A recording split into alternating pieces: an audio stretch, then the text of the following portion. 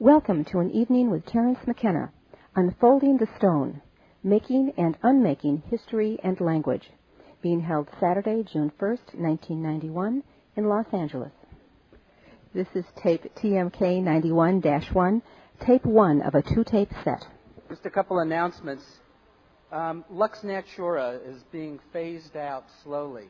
So if there's anything that you people want that they have, tonight's the night to get it, because it's all here in one place at one time.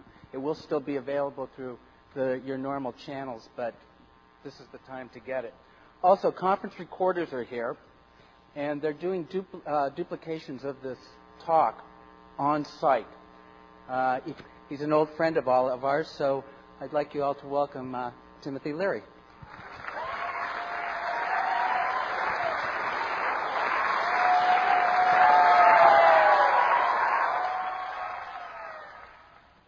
Thank you.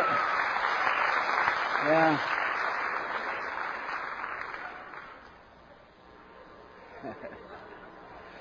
I, for one, am overjoyed to be here.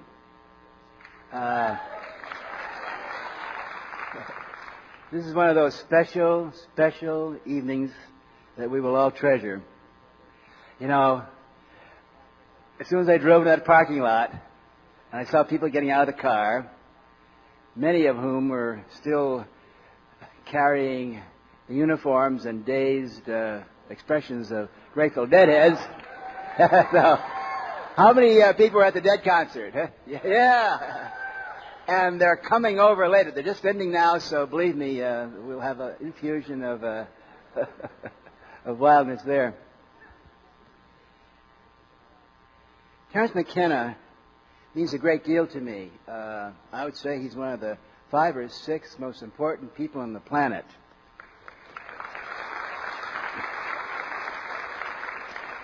I can't even think of any others. Short-term memory loss, but I was talking. Oh, by the way, I should tell you, Terence and I keep meeting in the most wonderful, mythic, adventurous places. I was doing a wild tour through Germany about a year ago, and we came into Heidelberg, and we were being guested by some people that came right out of Hermann Hesse. I mean, wizards and gnomes and, that sort of thing. Heidelberg. And there in a restaurant while I was having a sandwich before performing with some cybernetic people, there was Terence McKenna. And it was just so perfectly Hesse. Journey to the East. Yeah. So we meet again here tonight. I was talking to Terence backstage before we began, and we both agree that what he will be saying tonight has been said over and over again at all those high moments in human history when those who have gone within and understood about the brain and the inner treasures, we all come back and pretty much say the same thing. The problem is, though, that once you say it, you can't go on saying it and saying it and saying it. And when Terence came along a few years ago and was saying what I'd been trying to say, but naturally better, upgraded, up to date, I was so overwhelmed with gratitude, and I publicly thank you for that, Terence. By the way, the role that Terence is playing right now is one that takes not only vision, but it also takes fucking courage.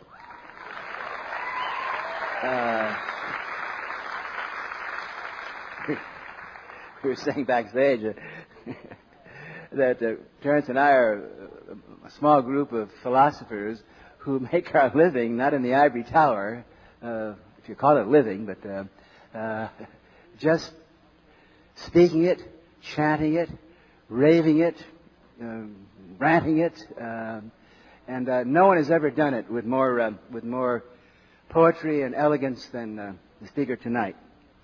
I'm going to say one more thing, and then we will have what we've all been waiting for.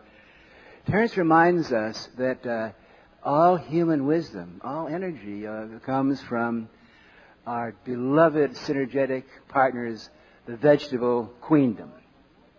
It all comes from the plants. Now, a round of applause to the vegetables.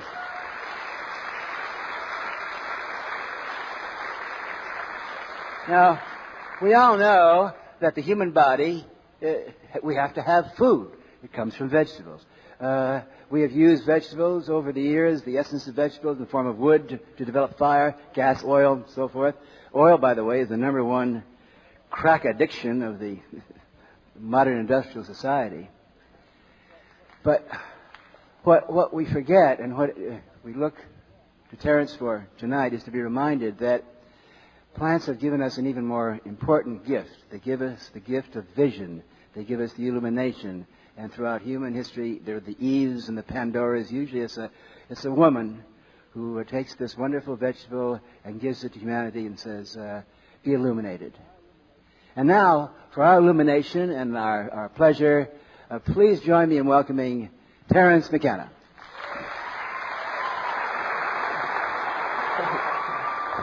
Good job.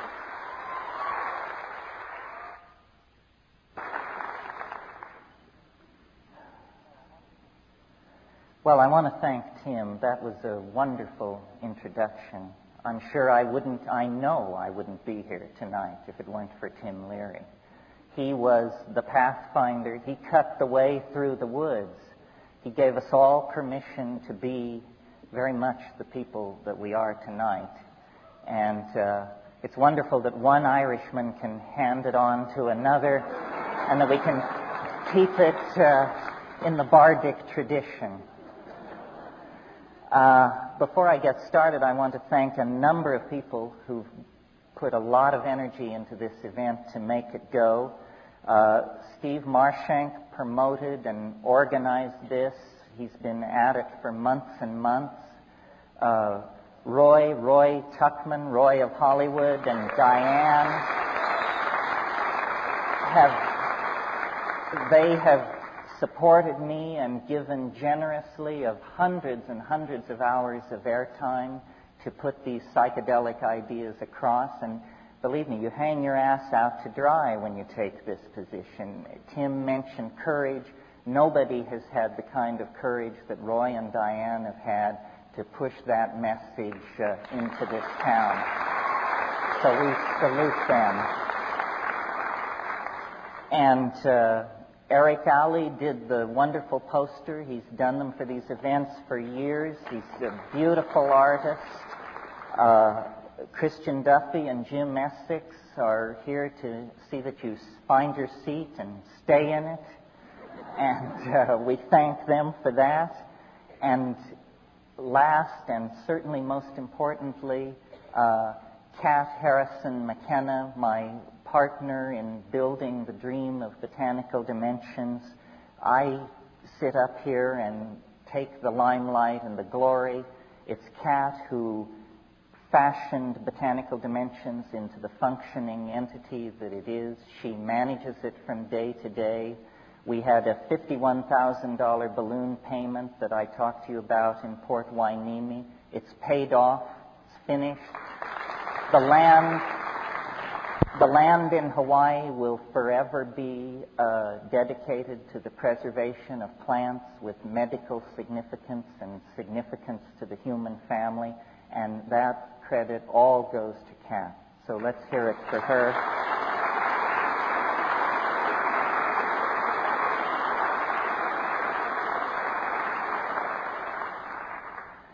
And that brings me to, for those of you who haven't followed this so closely, to pointing out that this is a benefit for Botanical Dimensions. That's why it was $17+ a pop. And what is Botanical Dimensions? It's a small response on our part to a major problem. You all know that the rainforests of the world are disappearing at a tragic rate. And maybe that process can be halted through pressure on the World Bank and the International Monetary Fund and these enormous international agencies. But whether or not the clearing of the rainforest is halted, the loss of folk medicinal knowledge on the part of these tribal societies that have lived in balance and equilibrium and respect with nature for millennia, that is tragically going. There's no question about it, because you can't put people into a museum diorama and ask them to parade around in jock straps while the rest of us drive BMWs. They move into the cities. These people work in the sawmills. They take jobs in the tourist industry.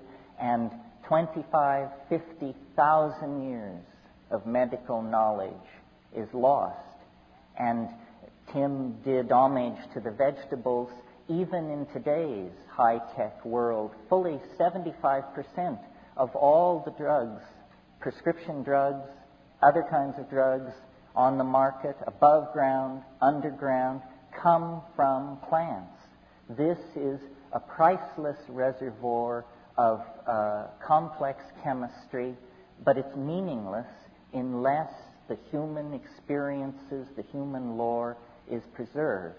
And this is what Botanical Dimensions is about. We have collectors in Peru, in other parts of the world, and we bring seeds, rootstock, living plants to Hawaii, and there these things are grown, as in a living library, toward the day when a more enlightened society will have the wisdom and the good sense to team up with the vegetable world and create a more humane medicine, a more humane religion that has some real life and light in it. So that's what we're doing out there. Any help any of you can give us, we're deeply appreciative. Spread the word. Since we began this project, many imitators have sprung up, and this was our intent and our hope, and great good work is being done. So please support the conservation of folk botanical and medical knowledge.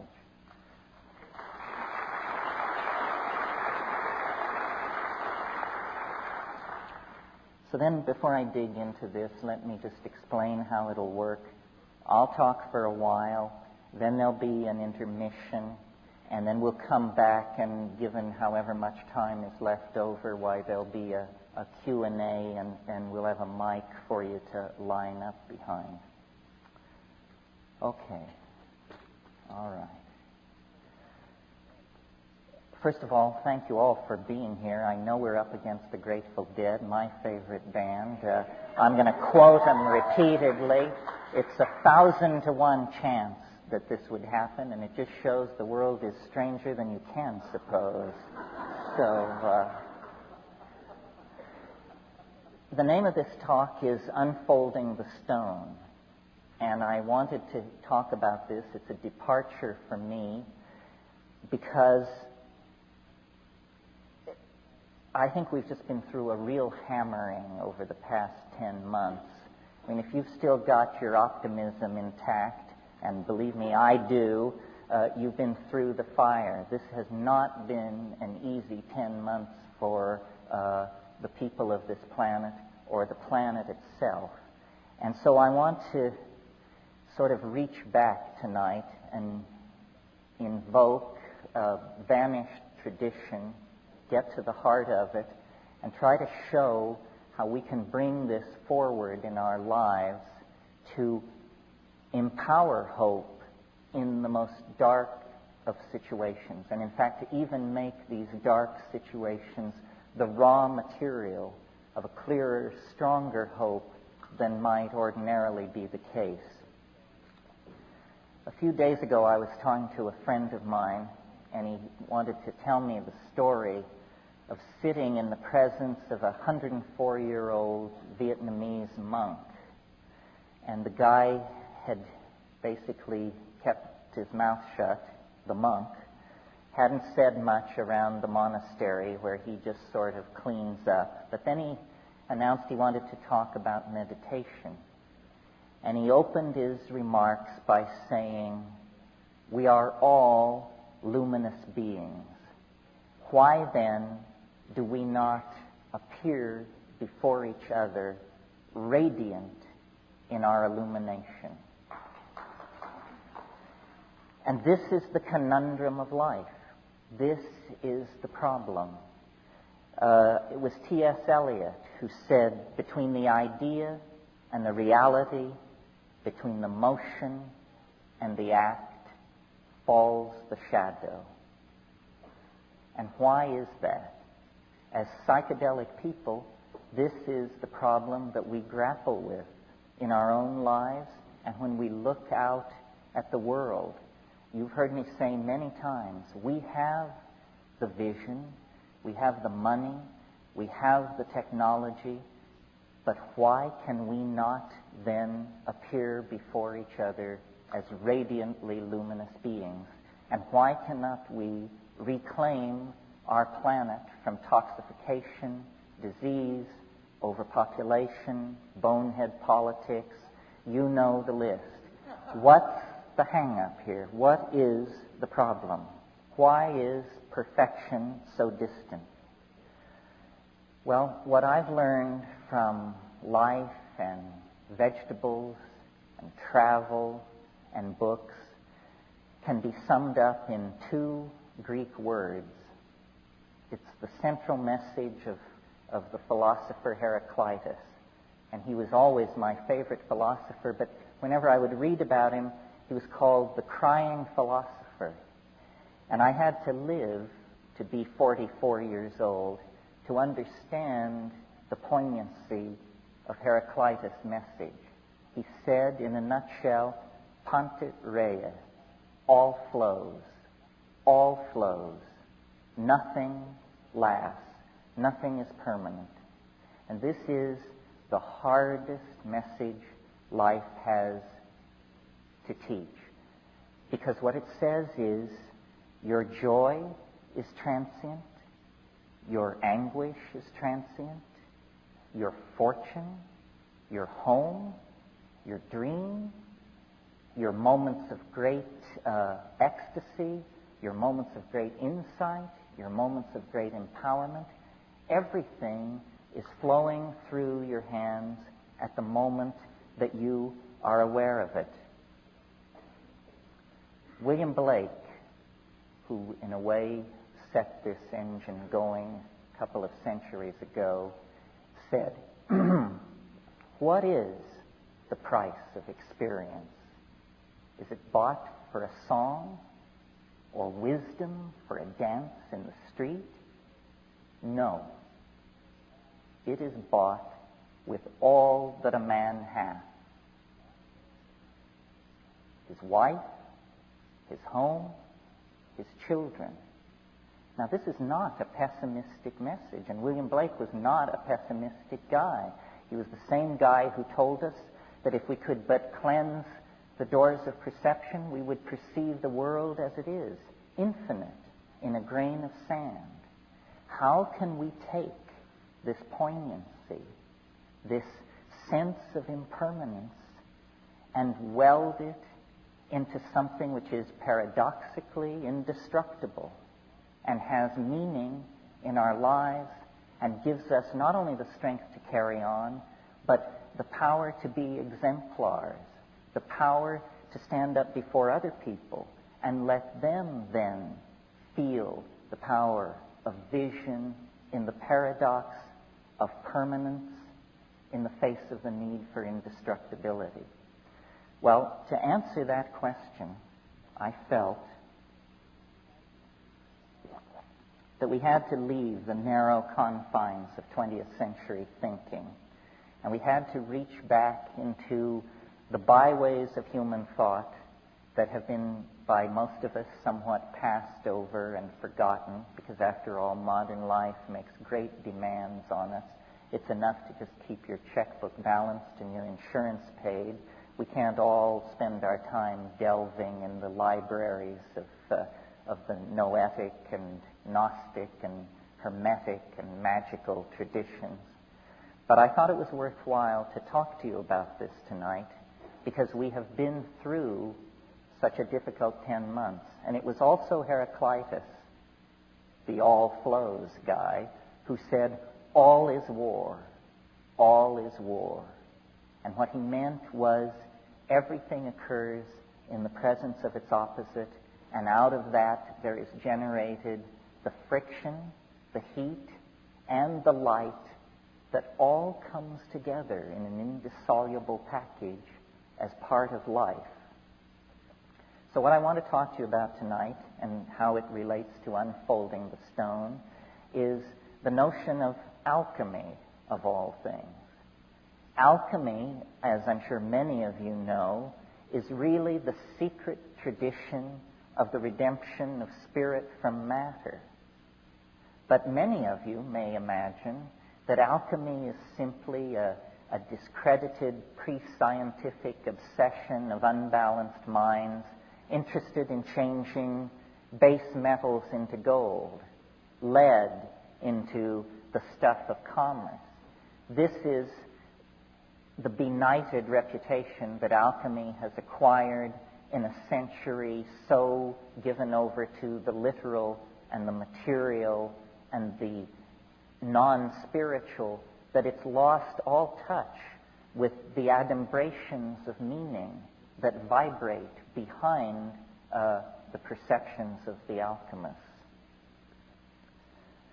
The central conception of alchemy is the conception of the philosopher's stone. What is it? It's the universal panacea at the end of time.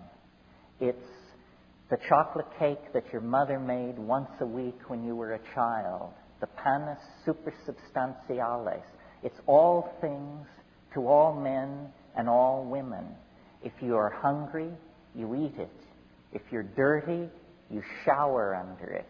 If you need to go somewhere, you sit on it and you fly there. If you have a question, it answers it. It's something that the human mind senses in itself and related to, invoked, worshipped over centuries before the slow rise of the patriarchy and rationalism and materialism turned it into a myth, a fairy tale. It is not a myth or a fairy tale. It is the burning primary reality that lies behind the dross of appearances. Alchemy is based on a philosophy called Hermeticism that was developed in the 1st and 2nd centuries by Gnostic thinkers, Greeks, Jews, people inside the Roman Empire as it was beginning to show the first signs of degradation and decay, who felt a profound disaffection with their world, a disaffection that on the scale of those times was as profound as our own existential disaffection. And the Hermetic philosophers drew back from the rise of Christianity with its doctrine of the fall of man and original sin and the stain of Adam and Eve and that whole thing, and took a different tack and made 2 points which I think we need to recover and live out for ourselves. And the first point was that man, which means men and women, human beings, are divine beings, not lower than the angels, higher than the angels. The message of the alchemical and Hermetic thinkers, and the Corpus Hermeticum actually uses the phrase, man is God's brother. We have no idea what it would mean in our own lives if we could throw off the notion of ourselves as fallen beings. We are not fallen beings. When you take into your life the gnosis of the light-filled vegetables, the psychedelic plants that have stabilized the sane societies of this world for millennia, the first message that comes to you is you are a divine being. You matter. You count. You come from realms of unimaginable power and light, and you will return to those realms. The second point that these philosophers wanted to make was that fate can be overcome. fate can be overcome. Now, for the Greco-Hellenic world, what that meant was the starry engines of the machinery of fate that they saw strewn across the night sky, because they were intensely aware of the power of the zodiac, the stellar shells inhabited by demons that extended out to the unimaginable imperium of the All-Father that was beyond fate. And into that world of astrological fatedness, which is such a strong idea for the Greek mind, the Hermeticists announced fate can be overcome. And they had a novel answer for how this could be done. It can be done through magic, a word not often enough heard in the present world. The overcoming of fate is achieved through magic. And then the stellar machinery becomes not an invasive force into one's life, but an empowering force. Now, some of us may believe in astrology and some of us may not. We are all strongly influenced by the notion of fate, of our powerlessness in an existential world. Jean-Paul Sartre said, nature is mute.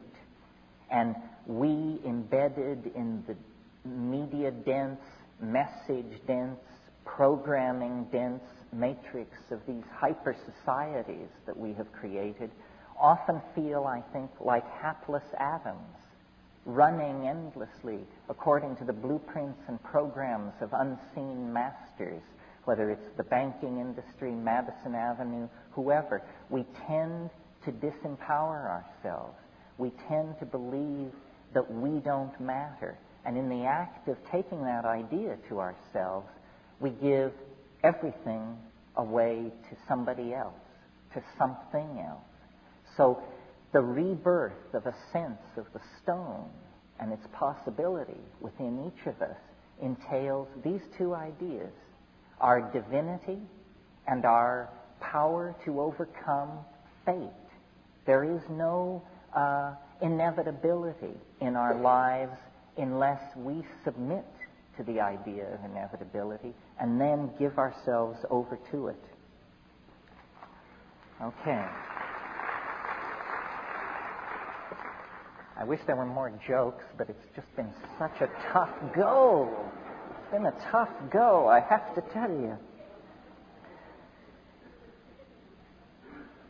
Where can we look in the world to see some confirmation of what I'm saying? How can we draw it down from being, an airy-fairy rap of a bardic Irishman? Well,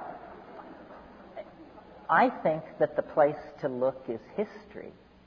Now, if you go to the academies, to those ivory towers that Tim was talking about, and ask what is history, they will tell you that it's a random walk, an endlessly pointless fluctuation.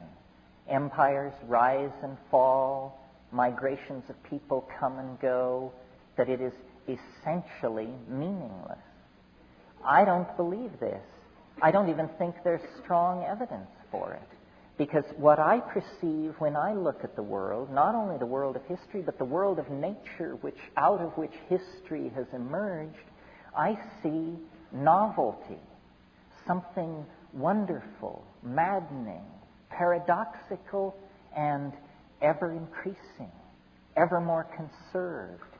Every iota of novelty that comes into existence is somehow saved and passed on. That's why when we walk or drive down Melrose, we see Egyptian fashion motifs. We see fashion statements drawn from the 14th century, the 2nd century, Assyria, Egypt, Angkor Wat. All of the novelty of history coalesces in the living moment. It's always been that way. Every society in the moment of its existence has lived as a resonance, a completion, and a distillation, good alchemical word, a distillation of what has preceded before. And so the alchemical idea that spirit can be redeemed from matter begins to get teeth when you connect the idea of spirit up to the idea of novelty, which has not ordinarily been done. But, novelty is the life of the party, and the life of the party is to be high-spirited.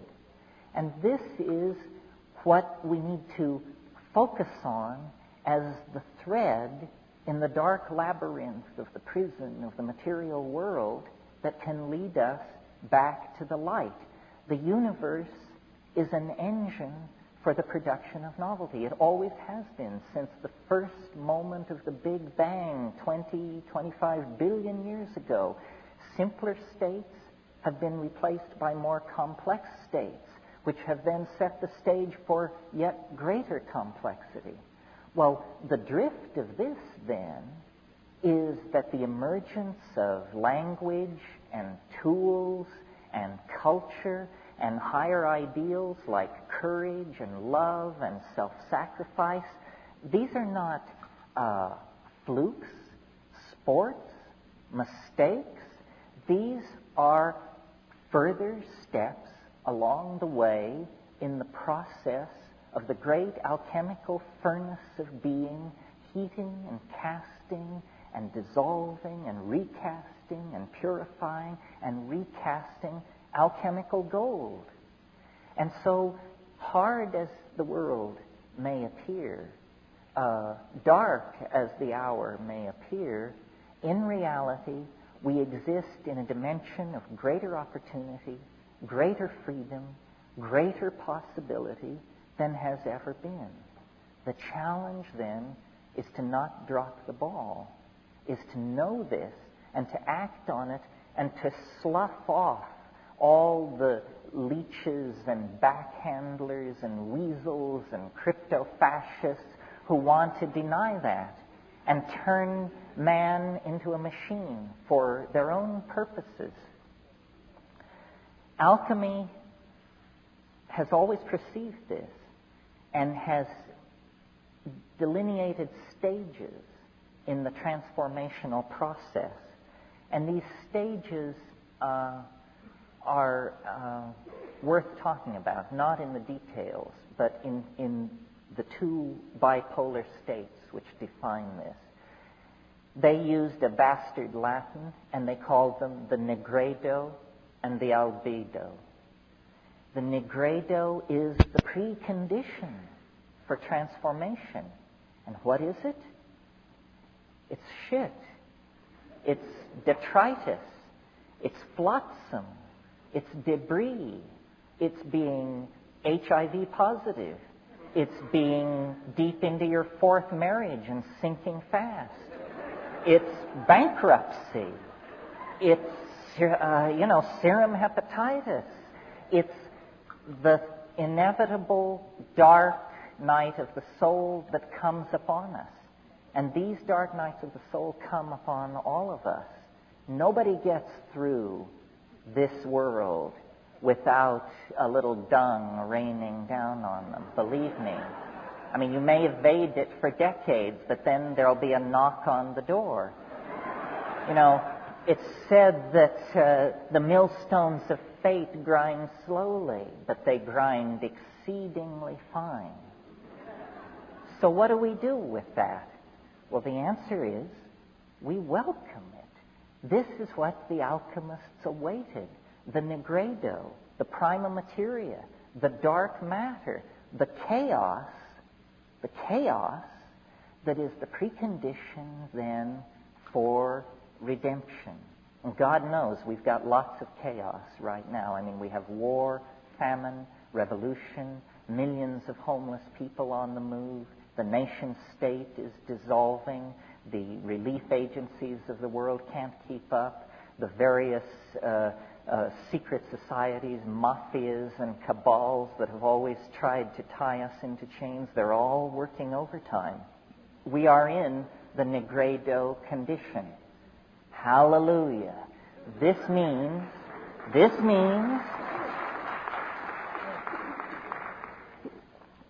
that the kissing has to stop, but the fun can begin, the real fun.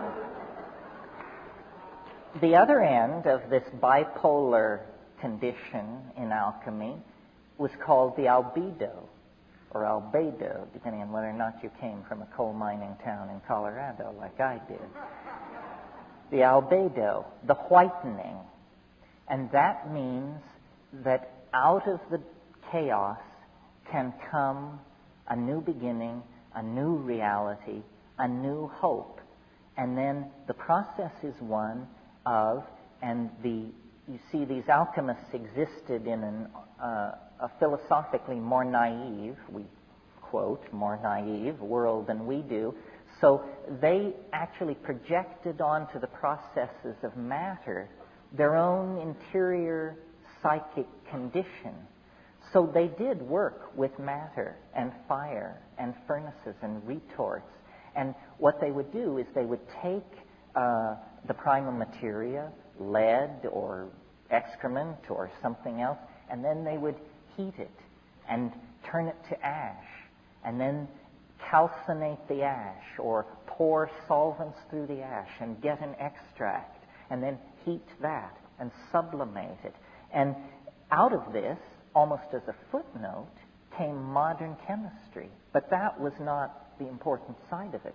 The important side of it was that they were projecting mental states onto the swirling retorts of their laboratory. It was like a magical mirror for them. It was, in fact, dare we say the P word, it was psychedelic.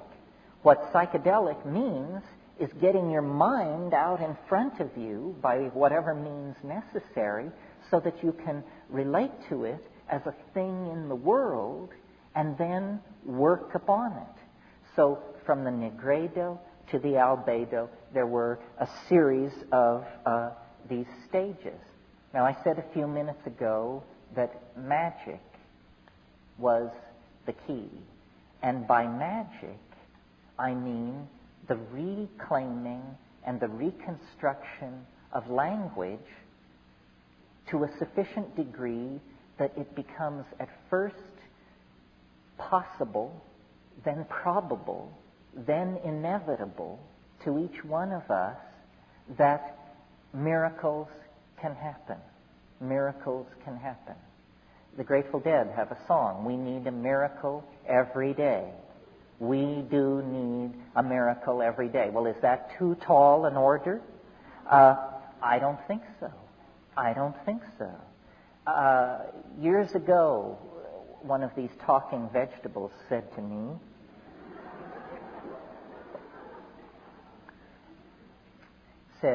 mind conjures miracles out of time. Out of time. Time is the prima materia on which the alchemical process works. The alchemists, again, in their naive way, believed that precious metals, diamonds, gold, sapphires, actually grew in the earth.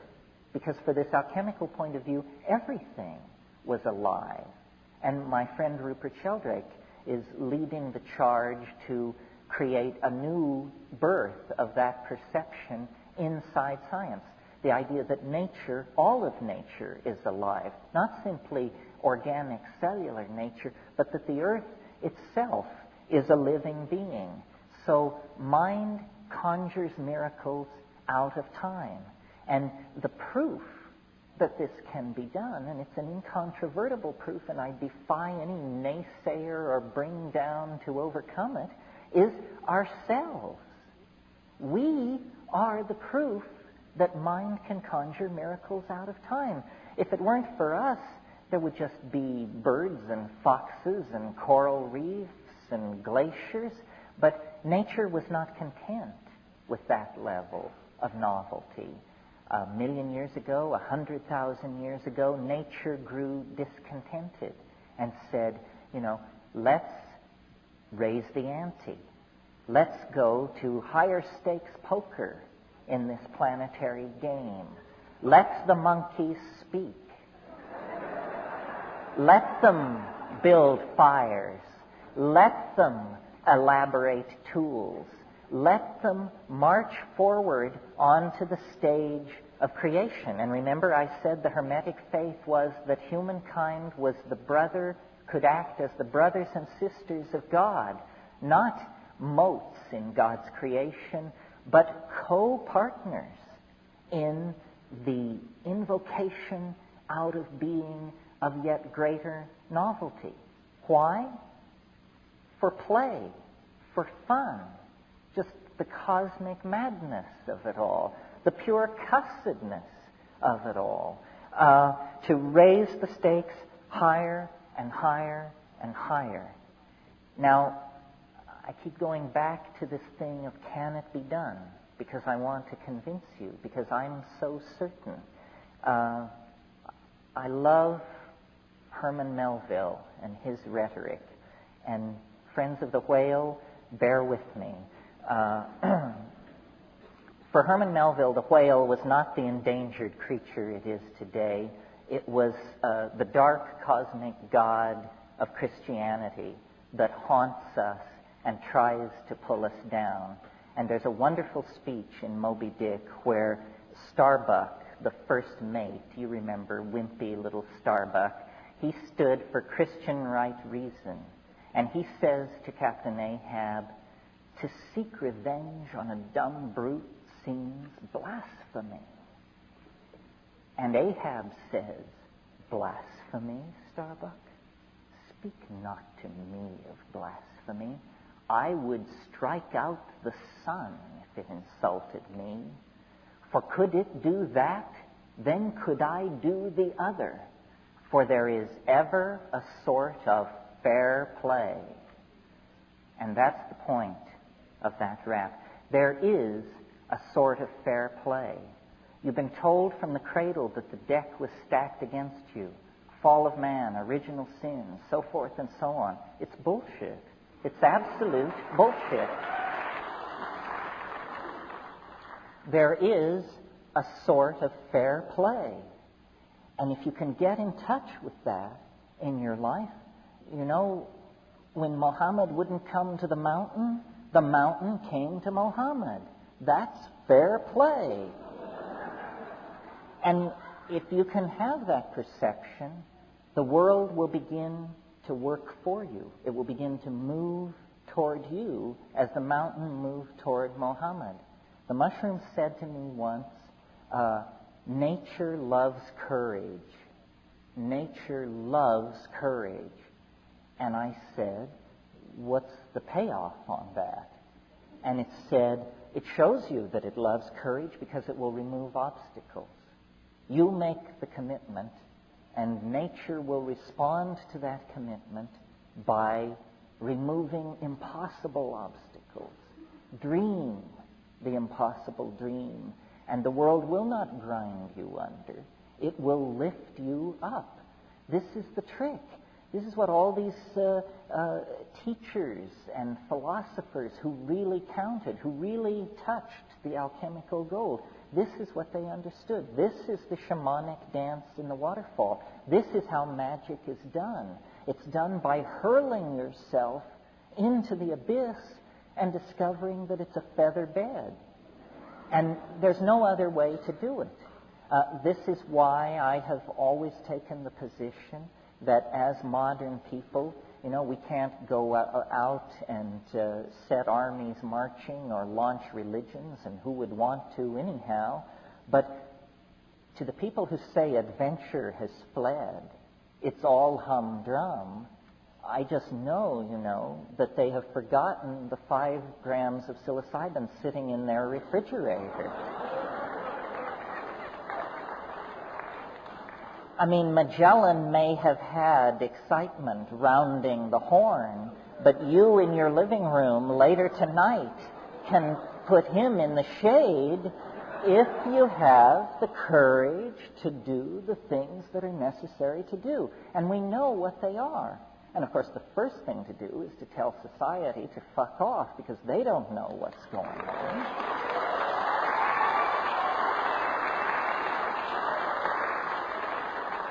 This is a matter between the person and the plant, the person and the planet.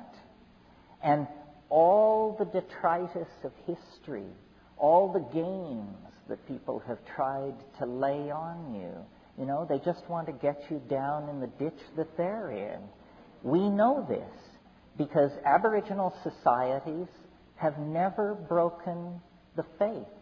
The living gnosis is still there, not for people who paint themselves blue and dance around buck naked, but for us as well. But it takes an act of courage, not a weekend at Esalen, not a trip to the ashram where they tell you that if you'll sweep up for a dozen years, then they'll hand on a whammy. No, the speed with which you can reach depth is under 45 seconds if you know where the elevator shaft is. And you do. I don't have to tell you. I've been telling you.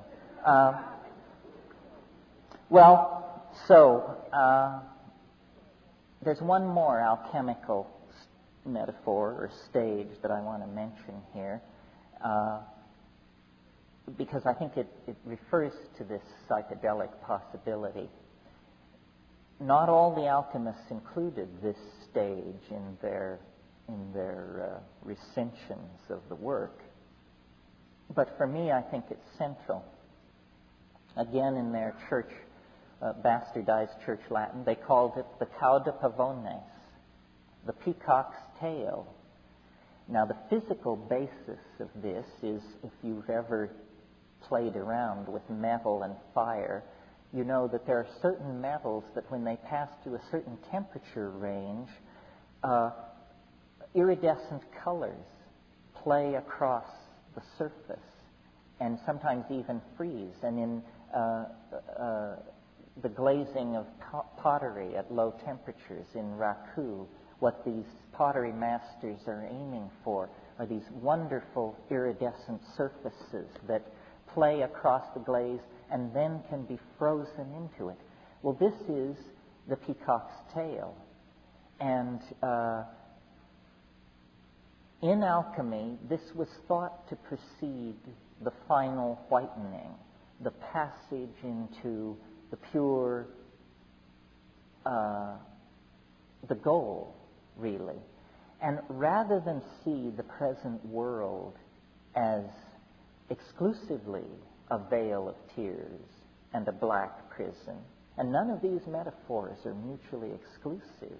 You see, the alchemists, the great strength of alchemical thinking and the way in which it is completely antithetical to science, and in fact why science has so much contempt for it, is because the alchemists had the wisdom to see that everything occurs in the presence of its opposite. That it's not either or, it's both and. They call this the coincidentia oppositorum, the coincidence of opposites, the union of opposites. This is a great truth, because I think all of us live under the rubrics of, am I good? Am I bad? Am I lazy? Am I obsessed? And the answer is that it is never one or the other. It does a tremendous injustice to being to ignore the union of opposites. Now, science, in order to do its work, which is essentially a technological work, not a deep philosophical work, it's a minor art, science. That's all it is. It's a minor art. It's the art of the physically possible. But it has presumed to be the arbiter of all thought, all feeling, all worth. My God, the hubris of René Descartes to divide the world into the primary and secondary qualities. And what are the primary qualities? Motion, mass, spin, momentum. And what are the secondary qualities? Color, feeling, taste, tactility. It tells you that you're nothing. You never touch reality. You live in that world of sense, and therefore can only aspire to the real world through some kind of mathematical disembowelment of what your own body, what your own feelings are telling you. So in the Cau de Pavones, the Peacock's Tail, this is where the contradictions meet and generate heat and light and an excruciating sense of poignancy and meaning and identity.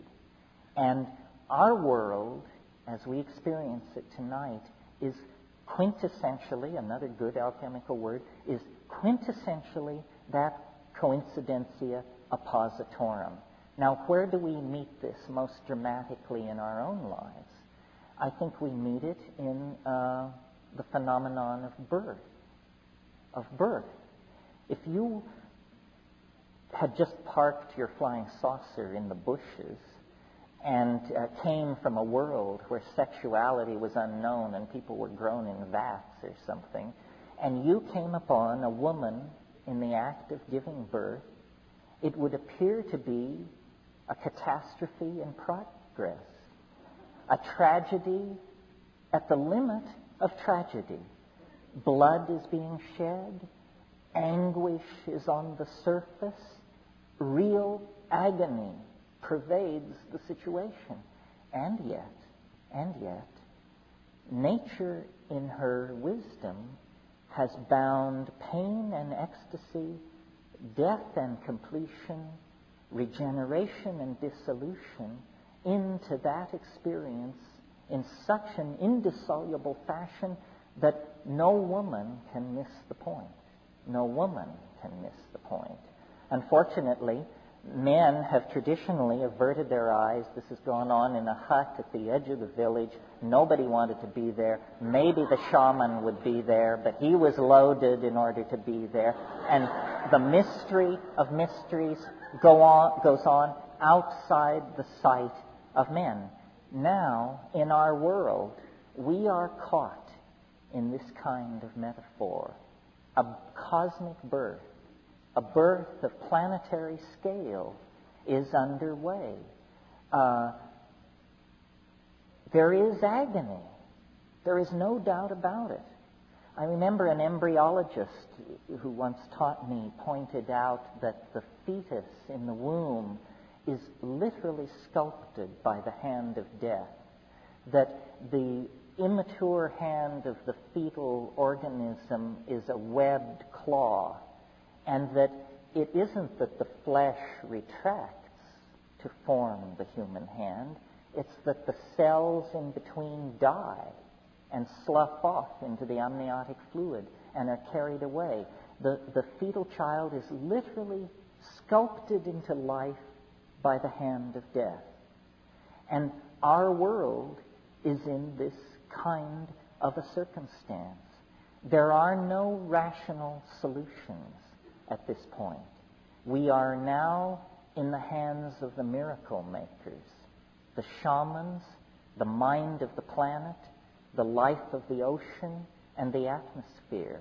And it's going to get tougher.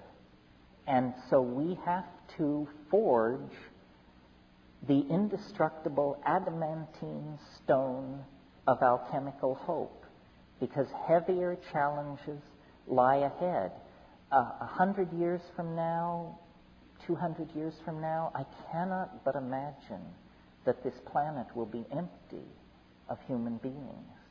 Not because we have become extinct, but because we have gone to our fate. And it's unimaginable at this moment because we are in the planetary birth canal.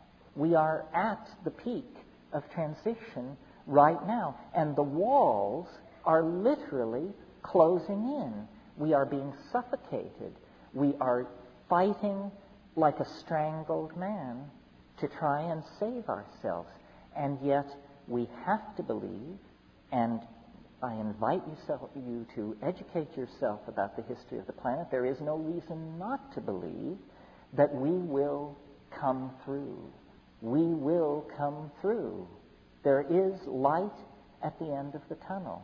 There is a meaning to history, but it's an alchemical meaning. History is a vast alchemical engine for the forging of an alchemical humanity. And I don't have the answers, believe me. I don't know whether we go to another star, whether we become 8 angstroms high and all live in a block of metal underneath Mount Everest, whether we march off to the heart of the sun. The scenarios are endless because the human imagination has such a power to bootstrap itself to higher and higher levels. What would Paleolithic man have made of the religion of pharaonic Egypt? What would the pharaohs have made of the engines of war and hydraulic machinery created by the Romans? What would the Gothic scholastic enlightenment have made of the age of cybernetics, psychedelics, and virtual reality? The imagination is the alchemical deus ex machina that can lift us out of time, out of the nigredo of history, and into higher and higher and higher states of being. Now, there is no reason to simply then ride along in this process, because another perception of the alchemist that is central to getting this all lined up so that it works is the idea of the macrocosm and the microcosm. What does that mean? It means that the world truly is fractal in the most profound sense, meaning that what is going on some very large scale is condensed, intensified, and recapitulated on smaller scales, so that the dynamics of a love affair are the dynamics of an empire. Both are the dynamics of the evolution, expansion, and extinction of a species. There is only one way that things can happen. And whether we're talking about microphysical events or the life of an entire solar system, the curve of binding energy is going to be the same. So that means that this redemption of spirit from matter, that is the historical process that we are embedded in, we can do our part by working on our small section of this, which is ourself. This is why alchemy was so fascinating to the Jungian psychologists, because they saw that this work of redeeming spirit from matter is nothing more than the work of redeeming the self from the contaminated dross of the traumatized and damaged psyche that we each inherit from our passage through the parental shit pile. We each have that gift to deal with. That nigredo is within ourselves, and this is why we're in therapy, and this is why we take psychedelics and meditate or do whatever we do, because we all have this dross within us, and this is a great gift. It means that we can begin consciously the process of distillation and sublimation and casting of ourselves into that golden being, that luminous creature that this 104-year-old Vietnamese monk sensed and evoked to my friend. But it's more than that. We do that alchemical work to perfect our own sense of the union of opposites, our own sense of the presence of the living alchemical stone within, in order that we may then participate, act in, and be part of the transformation of the planet. And it is an immense transformation. And there is no reason to doubt it, because the emergence of organic life from what preceded it is as dramatic a miracle as anyone could imagine. The emergence of language from mute bestiality, which is only 100,000 years in the past, is as dramatic a miracle as anyone could imagine. The emergence of a planet instantaneously unified by electricity and media is, and this is only 50, 60 years in our past, it's still going on, is as dramatic a miracle as anyone could imagine. It's absolutely irrational to not be filled with the fire of consuming hope. You just have to overcome the leveling that we inherit from these empty existential scientific ideas.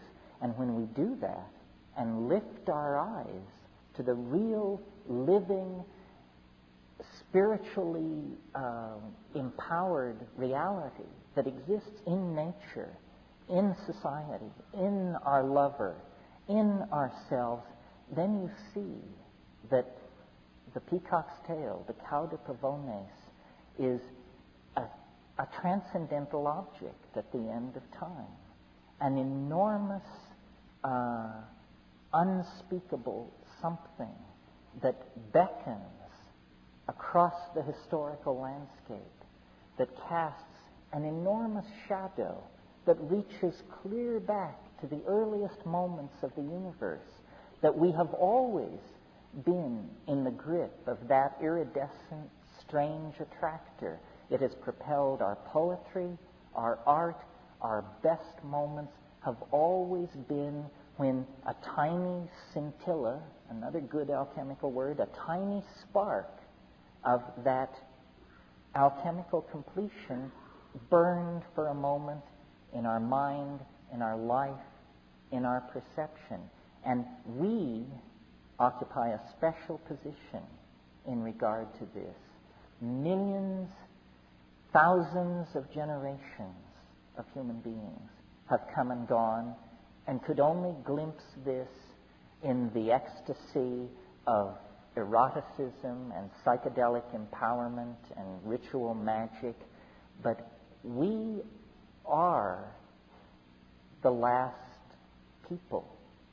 Beyond us lies the mystery.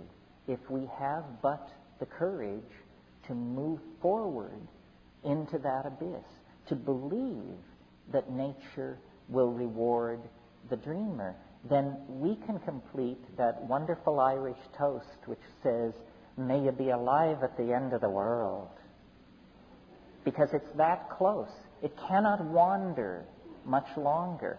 All of the preconditions have been met, and the peacock's tail grows daily whiter and more radiant and more brilliant as we sense now, breaking into our dreams, breaking into our waking lives, the presence of this attractor. It has always given people meaning, but we are the privileged inheritors of that meaning, and we have then the privilege of putting it all together in one piece and standing ready at the end of history to go into the mystery and be completed. So that's the end of my song.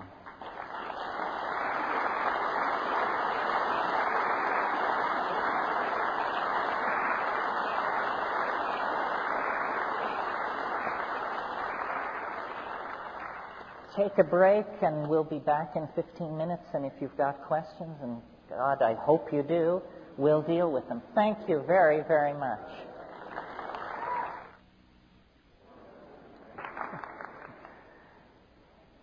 Do you know what insomniac, dyslexic philosophers do? They sit up all night wondering if dog really exists.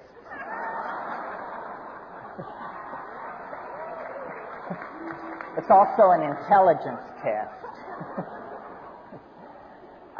Also, I'd like to point out to you, just to keep you current, that Nina Graboy, who is an old friend of mine and of Tim's, has a new book out called One Foot in the Future.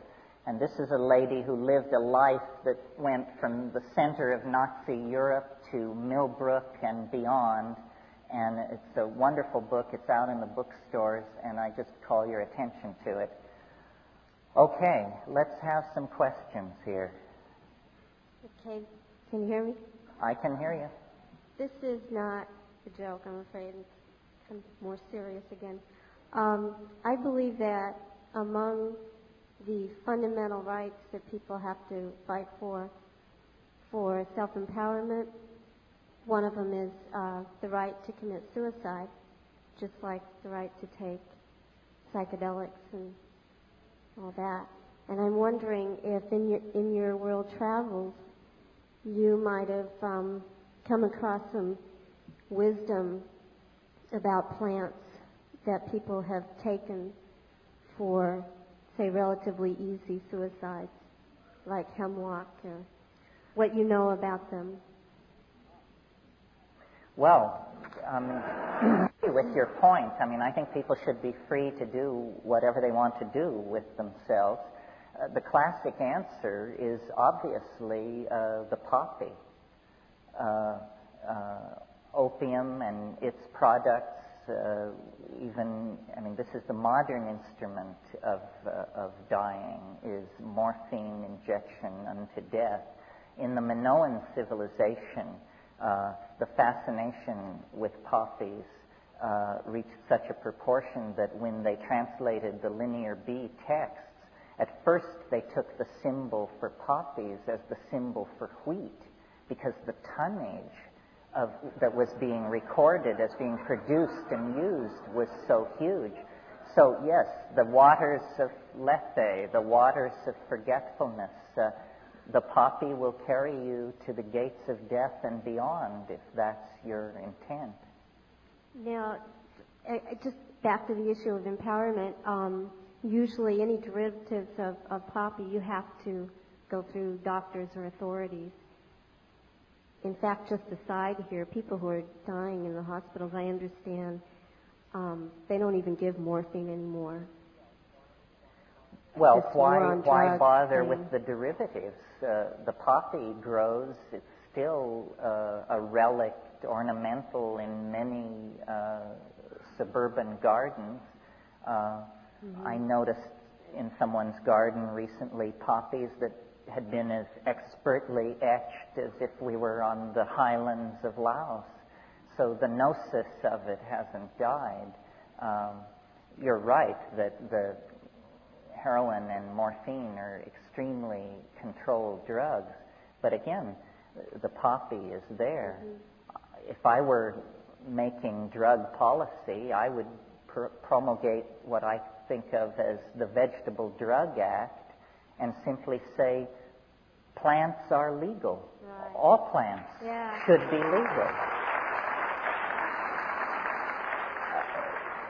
People hold up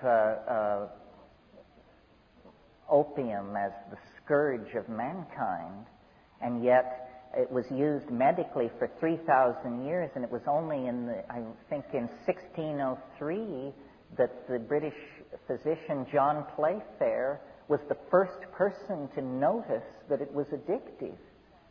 So it took 3,000 years of using it before anyone actually came to grips with the fact that it was addictive. Can I ask you quickly about hemlock? What do you know about that? About what? Hemlock. I know about it. I think it's a rather painful way to go, Really? Actually. I go back to the opiates. Because some herbalist told me it wasn't. Well, it will deliver you into Charon's boat for sure. But your impression is that it's painful. My impression is that the poppy would be the way to go. Okay, thank you.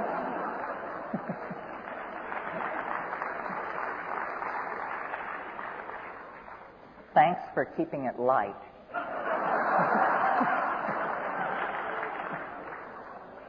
Yeah. Hi, Terence. My name is Joao, and I was born in South America, in the Amazon. And after that, I went to Germany to study chemistry, thanks to Sandoz Basel. And in Germany, I think people think of in a way that you want to educate the society. This is an alchemy society, and in a way, I guess we learn. For example, Jesus Christ was one of the first alchemists, and the Romans tried to make a mock of him because he was saying, they put a sign on the cross saying INRI, and people said, oh, this is Jesus Nazareth, and it was not. was the Latin word that we learned in chemistry, was igne